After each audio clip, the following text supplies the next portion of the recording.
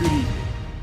The coronavirus is the biggest threat this country has faced for decades. No health service in the world could possibly cope. You must stay at home. The police will have the powers to enforce them. The concern is when all the neighbouring hospitals run out of capacity, then you enter really quite a frightening area, and that's what we need to avoid. We don't want to get to the place where we don't have enough capacity to care for everyone.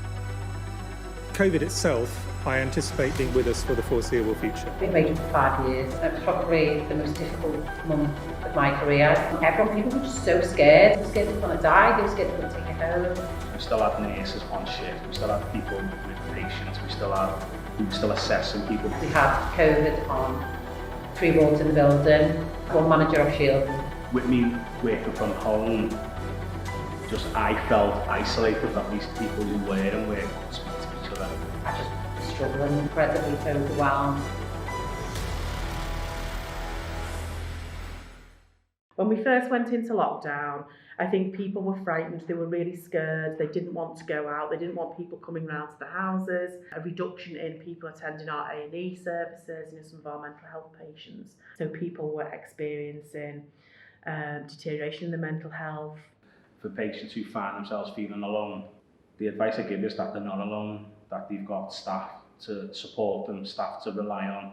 I mean, we'll try and do whatever we can for patients, so whether that's a shoulder to cry on, if they're feeling lonely, someone to help them, support them into ringing people, keeping them in touch with families and friends. I mean, some patients don't have families or friends or carers, so some people do come in pretty alone even before COVID hit.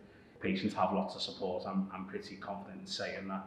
Yeah, I've needed support, and I've got support from family and friends, and over the phone to my mum and stuff like that. Over the last 18 months, it's been very, very difficult in every single way. The complete running of the building's changed, how we look after our patients has changed. And then there was lots of confusion about the symptoms and who should be in work, who shouldn't be, how long do you have to isolate. So I guess there's a lot of anxieties, I suppose. From a recovery ward to an admissions ward, and then now back to a recovery ward.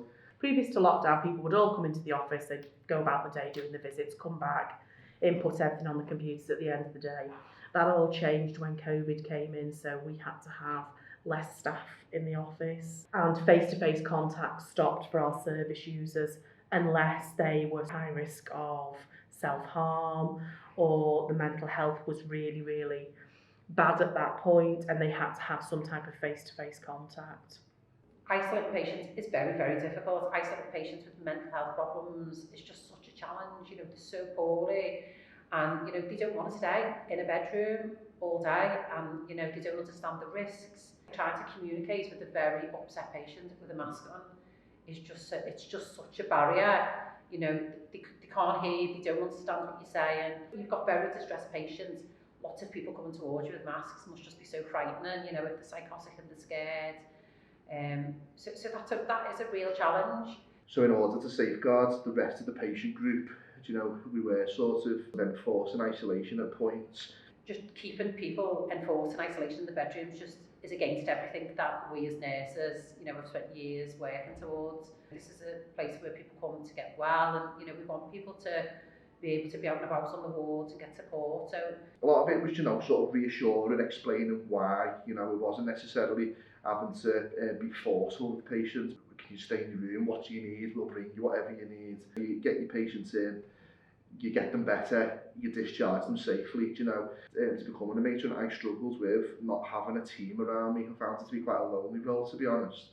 Take a positive from COVID is the way of working, I think, much better in terms of, utilising virtual technology, Skype, Teams. So the first few weeks took a lot of ironing out of trying to make sure everyone's got the right IT equipment.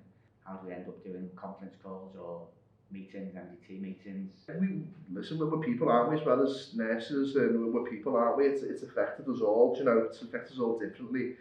And that's difficult. It's difficult for families as well, not being able to see families. You don't realise how much you rely on your family until they're not there, As a division, and I think as a trust, I think people have really pulled together. Support for each other is being really good. People who you possibly may not have turned to for support in the past, they've been more than willing to come and, you know, provide a bit of advice, a bit of guidance. You know, it's tough, it's been tough. It was difficult, but we got through it. I think everyone's rallied together really well, and, you know, we've supported each other. This is what we're about. This is what we do. We support patients so they don't feel alone.